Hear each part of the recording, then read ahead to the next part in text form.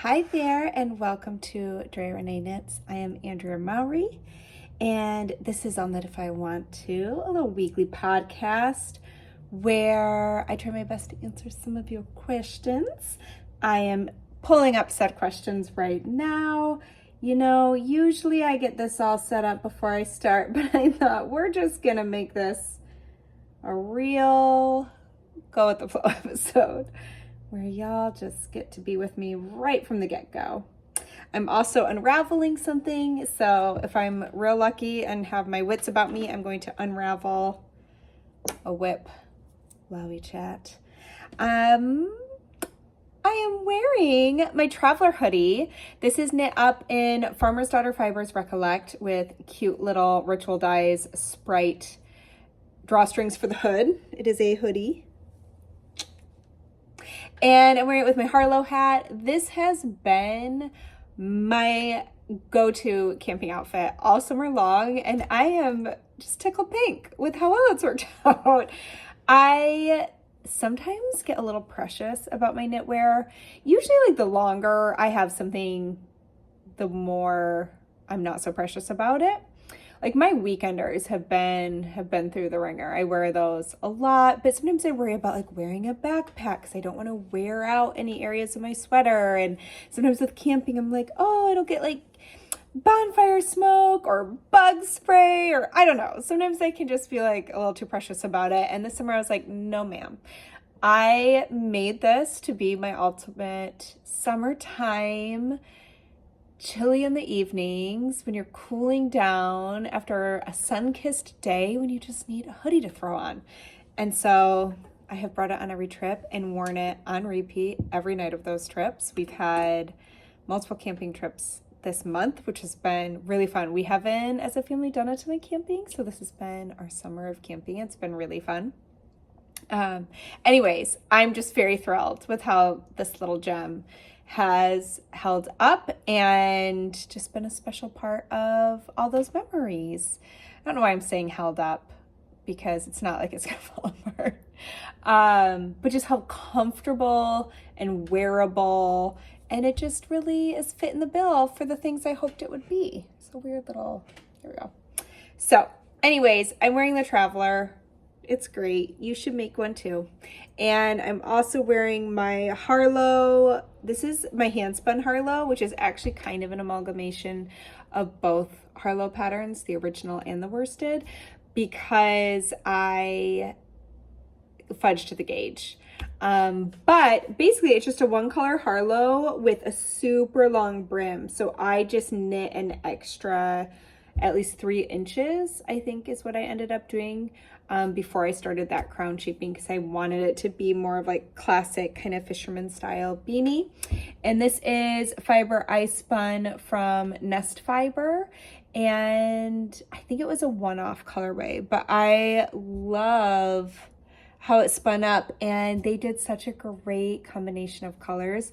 This is actually kind of like a lavender, and then there's this poppy orange, and they're very unexpected, and they just work together. So it's one of my most worn hats these days. I started it last year at Rhinebeck. All right, enough chit-chatting. Let's get into some questions.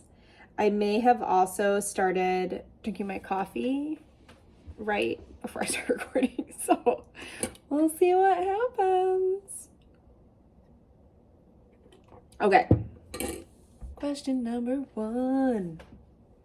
I'm wondering what is the best method to see if a yarn will bleed when it is used with another yarn. I bought a rustic yarn in Portugal, which is dark blue, and I'm planning to use it to make your velvet mirror cowl with a light colored Suri alpaca silk yarn. Should I put the blue yarn in water and see if it turns the water blue? Should I knit a swatch of the 2 yarns together and block them and see if the blue bleeds into the light yarn? Will I be able to tell in a small swatch? I don't have a lot of extra yarn. Would love to know your thoughts on this before I embark on this project with these lovely yarns. So I know we've definitely chatted about color bleeding and things like that, but I don't think we've talked about it in this manner of how should I begin? How can I check before I get into my project, or have that awful moment when I'm completely done with my project and I block it and it bleeds. So I thought this was a great one to answer. So you can do a few different things. My go-to thought on this is always, we should always be knitting a swatch, right? So you're gonna knit a swatch anyways. That is a perfect way to check to see if your colors are gonna bleed. Just make sure you block it just how you're gonna block your finished cowl. So if you're going to put it into cold water, do cold water. If you're gonna put it in warm water, do warm water. If you're gonna let it soak for 15 minutes, let it soak for 15 minutes. Just do exactly what you will do when it comes time to block your actual cowl. But as you said, you don't have a ton of extra yarn, and so you might even want to do a pre-test test. So even before your swatch. So what I would do is I would snip a strand of each yarn and I would put them in a bowl of, I would even do warm water, but again, you could do it the same exact way you plan to block everything else. But if you want to really kind of push it to see, I would even do warm to hot water and see if it's okay if some of the blue comes out of that yarn. You just don't want it to go into your other yarn, but it might not. Just because you have color come out in the water when you're giving your knits wash doesn't mean that color is then getting soaked up into other yarns. It can have the potential to do that, but it doesn't necessarily. So that's why you definitely wouldn't just do the blue yarn all by itself, because bleeding into the yarn, I've had plenty of hand spun yarn and ready-made yarn that some color leaches out into the water and it hasn't bled onto any other yarns. So that's why you definitely want to put both yarns together, but you could start with just, a snip of each into a bowl, see how that goes. If that's looking good, doesn't look like there's any color bleeding, then I would go ahead and do your swatch, block that, and if that still looks good, then you should be good to go for your cowl. Just a tip, if you are worried about color bleeding, some things that might help. I have heard about putting vinegar into the water. I haven't tried that myself. You can do a color catcher, and a lot of people have great success with that. You can usually buy them at the grocery store or online, and it's just, I think it almost looks like a dryer sheet. And you put that in the bath and it'll help soak up any dyes that come out. And also use cool water. So I learned about this back when I went to cosmetology school back in the day. And one of the things we would talk about was hair color on somebody's hair. And oftentimes what we would do before we wanted to put the color on is we wanted that hair to be warm to open up those follicles. So some hair color you even put on wet hair, not all hair color. But if we did, then we would use warm water to open up those follicles. But then when you wash it, and you may have experienced this, when you wash the hair, you use cold water. One of my stylists back before we left Michigan would always wash my hair with super cold water because we were always doing some fun colors. And that helps close the cuticle down so that the color doesn't just leach back out as quickly. So you can think about that same process with your yarn, where you want to keep the cuticle of those fibers down so that they don't let out a lot of their water. So cold water will do that, whereas warm water is going to lift and open those cuticles. Okay. Question number 2. Hi, Andrea. Your DRK Everyday socks have become my go-to toe-up sock knitting pattern. Yay! That was my dream and hope for that pattern. They are my go-to as well. Before knitting them, I never tried toe-up socks, even though I've been knitting socks for years. The Fleegle heel is amazing. I agree. The only thing keeping me from knitting all my socks toe up is that when I do the Turkish cast on, I get little ears on the sides of the cast on edge. Hopefully you know what I mean. The cast on edge kind of flares out at the corners. Is there a way to prevent this? So it would be a little hard without me seeing it. What I'm wondering, I actually have a sock here, but it's a secret. So right before starting this video, I finished writing the sock pattern for this year's Sock Knit Along Challenge in November. Very excited, ahead of schedule, and I can't show it to you yet. So I'm gonna try and just do. There's my toe. Okay, let's see if I can get it to focus on the toe. Yeah.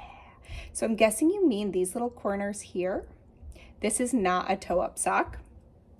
This is we won't go into those details yet. But I think what you mean is like the corners at the toe. And that could be from a little looseness happening at the edges of your Turkish cast on, which a Turkish cast on is not super sturdy, right? When we first start, it's just the yarn's looped over our needles. One thing to consider is if I ever have that happen, I feel like it typically happens on just one corner, and it's usually the corner with my tail. And I just use my tail to tighten that right up. I just pull that little tail on the inside a little bit, and it usually just tucks it right down. One thing to consider is leaving yourself a longer tail when you're casting on, and that way any little funny parts like that, you can use that tail to go in and tighten up the corners by, you know, throwing a stitch through them and pulling them down, and that could help. But I also wanted to say, I have not done this cast on, but I think it's really similar to the Turkish cast on, and some people love it and prefer it. So it's on my list of things to try. I just haven't done it yet. But Judy's magic cast on. So if you haven't tried that, I think you can swap it right in. I don't know because I haven't done it, but I think you can. I am going to throw a link below for that, and it might fix your dilemma there. I am really curious about it. I think I did it once, like way back in the day. And just once I found the Turkish cast on, it just worked for me. And so I've done it ever since. But I do want to try Judy's. So anyways, give that a go. And otherwise, basically all those tricky areas. So the corners of that sock toe, depending on the heel you're knitting in, the Fleegle heel doesn't do this, but a lot of other heels, heel flaps, afterthought heels can sometimes leave little holes at the corners where the heel was turned. So there is an area I leave an extra long tail when I'm joining my yarn. Armpit holes, extra long tail, all those areas that can be a little finicky and you might get a little hole or something you don't like. If you give yourself an extra long tail there, I just finagle it, you know, I just do a little duplicate stitch or whatever I need to make it feel tidier for me. So that's one thing to consider as well. All right, time for another sip of coffee. In honor of you wearing the inclination shawl in your last video, I figure I'd ask this question. I recently bought 6 skeins of spin cycles dyed in the wool to make either the inclination shawl or the night shift, without realizing they're both designed for Dream State. So Dream State is the worsted weight yarn, dyed in the wool is the sport weight yarn. I'm pretty confident in my ability to adapt them for a thinner yarn, but before I dive in, I was wondering if there's anything in particular you'd advise or recommend paying special attention to before I go for it. What steps would you take if you were making inclinations or night shift in dyed in the wool instead of Dream State? I know I could just make the cowl versions, but I want that big 6-color shawl. So I think in both of them, I know for sure in night shift, I actually give like a recipe basically for this. I knew people might want to make it bigger or smaller, but you can also pretty easily just swap out the yarn weight. The only thing I would really think about is your needle size. Don't use the needle I used for that worsted weight yarn. For a sport weight yarn, I would use maybe a US 5, which I don't know off the top of my head what that is in millimeter. And I don't have my handy little needle. Oh, I do have a handy little needle gauge. Okay, that is a 3.75 millimeter. I'm so tickled with myself. This is why you don't want to over organize, because then you don't know what little goodies you might find on your desk. So that's about the size I would use. When I do shawls, I go usually one size up from what I would use for a sweater in that same yarn. You could also use a 4 if you like your shawls to have a bit more structure. But other than that, I would just go for it and just know that your yardage is the one thing you might, well, let me think. That's 1,200 yards. You should be fine. And I would just go until pretty much you're going to run out of that yard. It's been a while since I've knit either of those patterns, and I was just trying to remember if either one mirrors, where you would have to save like half the yarn to go back. Night shift might be like that because you're going to do a different background color and a different blip color. But look at the recipe in the notes. That will help you. And for the inclinations, I would just keep on going until basically you have only like a few rows left of that one to start putting in your new ball, your next color. But no, I think you're going to be just fine. I think it'll be great, and you should show us all when you're done. With all this talk about steeking, I have my own question.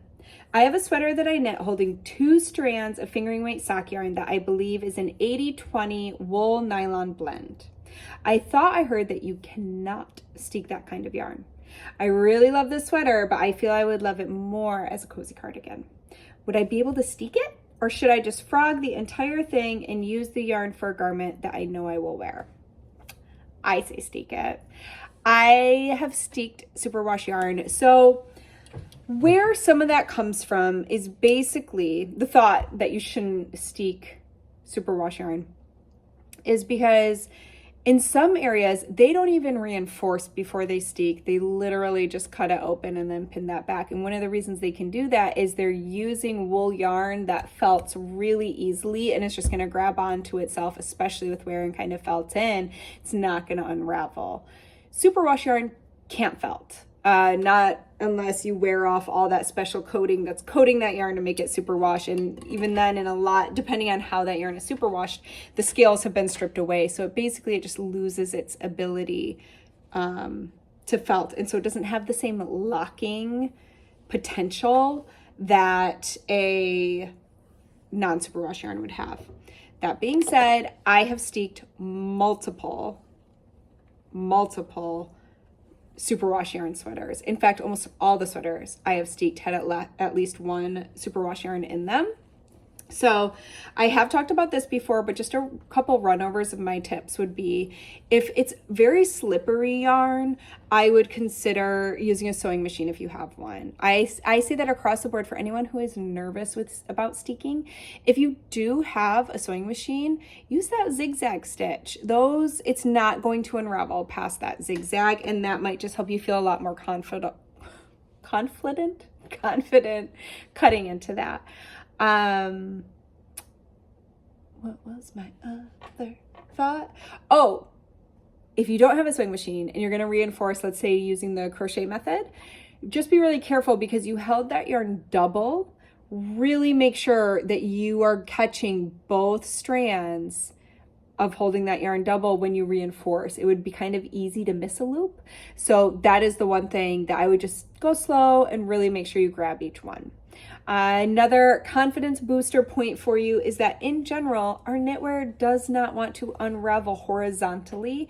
It wants to unravel vertically. It wants to drop. That's why we call dropping a stitch, because it just unzips, but that doesn't happen across a row. So if you think about when we steek something, I always like to point that out because I find it helps people not feel so scared to steek it when you realize, its natural tendency isn't just to keep unraveling sideways.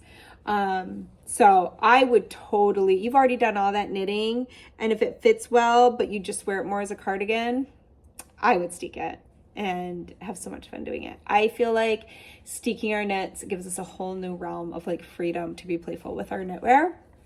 And once you do it, you're like, ooh, what other knitwear can I cut into? So just take your time to reinforce, and if you have a sewing machine, use that zigzag stitch. There's tons of tutorials out there too. So just do a little quick internet search until you find a tutorial that feels intuitive and easy for you to follow, and you'll be great. So I just was really enjoying the questions apparently because I picked an extra one today. So we still have 2 more. This is question 5. How do you determine how long to knit something when your pre-blocked gauge is different than your post-blocked gauge? If a pattern says to knit to a certain length, but only the washed swatch meets pattern gauge, how can you determine if the length pre-washed will be correct? I'm sure there's some math to figure it out, but numbers hurt my head. So if your washed swatch matches the finished gauge of the garment, you don't even need to worry about it, because that tells you that your washed gauge is correct. So when you knit to the length it tells you to in the pattern, it should be shorter than the total length will end up being after it grows. But as long as you're washed, that's why it's so important to wash your swatch to make sure your finished gauge is going to match. So you shouldn't have to do any math. You should be good to go. Now, if it doesn't match, that's where it gets tricky. If you washed your swatch and your row gauge is off and you know it's going to grow, like this is one of the things that can make swapping a superwash into a pattern that calls for a non-superwash yarn tricky, because superwash yarns by default grow a lot more than a non-superwash yarn does because it doesn't have the elasticity to have it bounce back up. And so it can be inches difference. So that's why I love to measure pre and post blocking.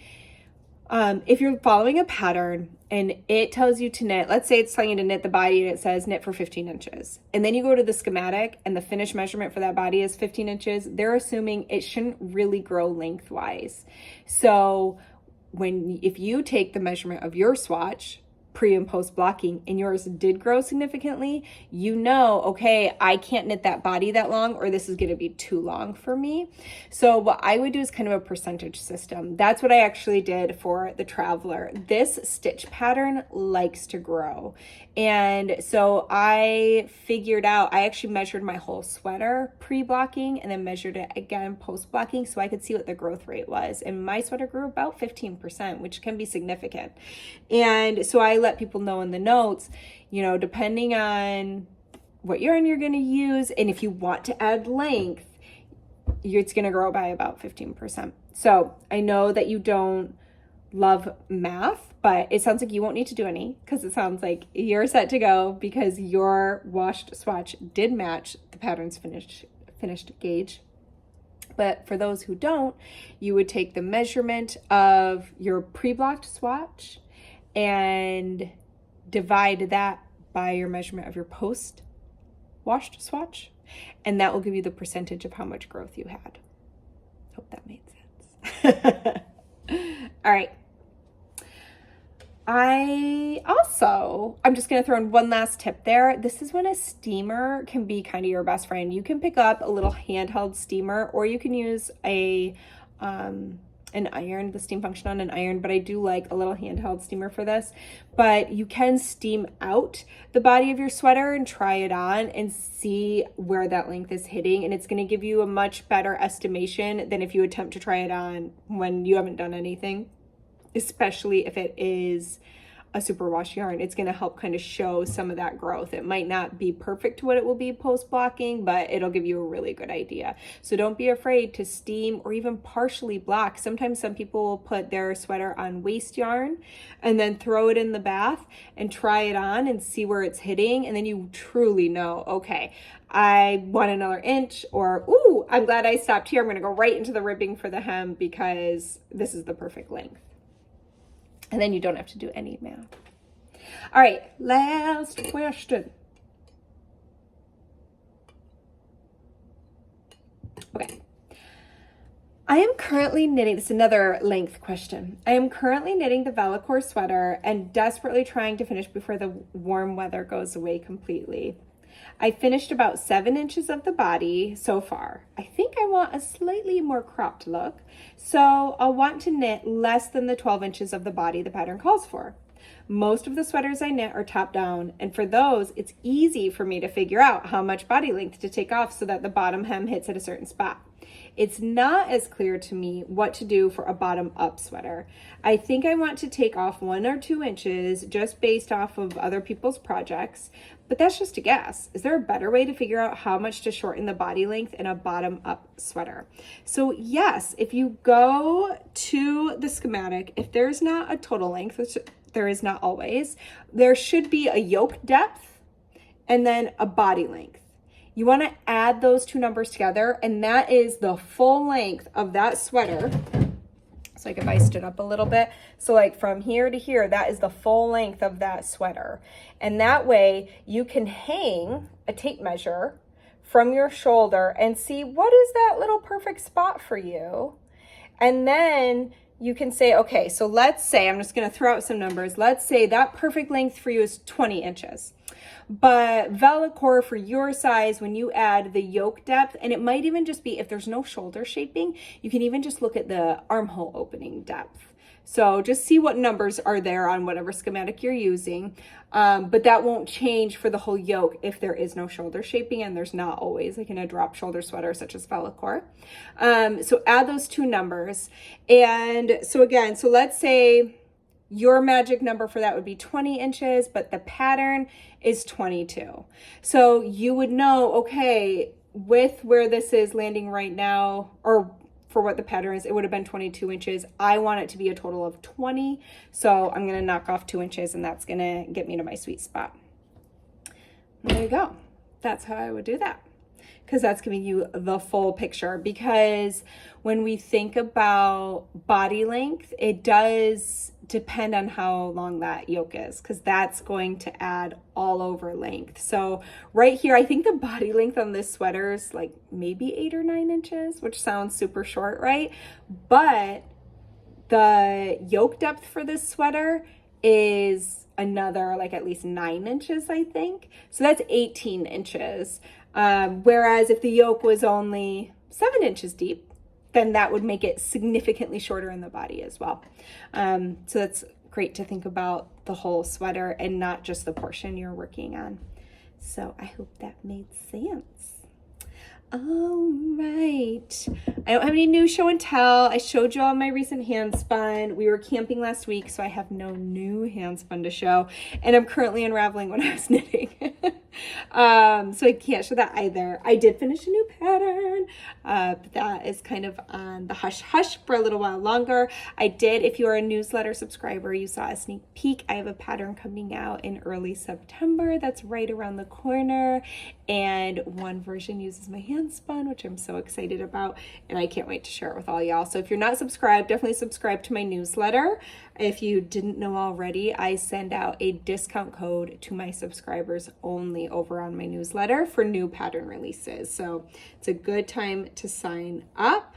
And this is our last weekend of summer.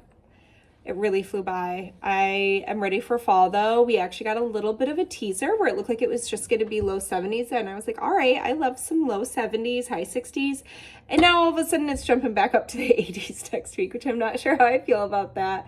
As you can tell, I am ready for fall, but we'll get there. Apparently, if the weather reports are right, we're going to have a doozy of a winter, which will be kind of fun to have some snow. Anyways, I know there's some of you groaning like, no, we can't talk about snow yet.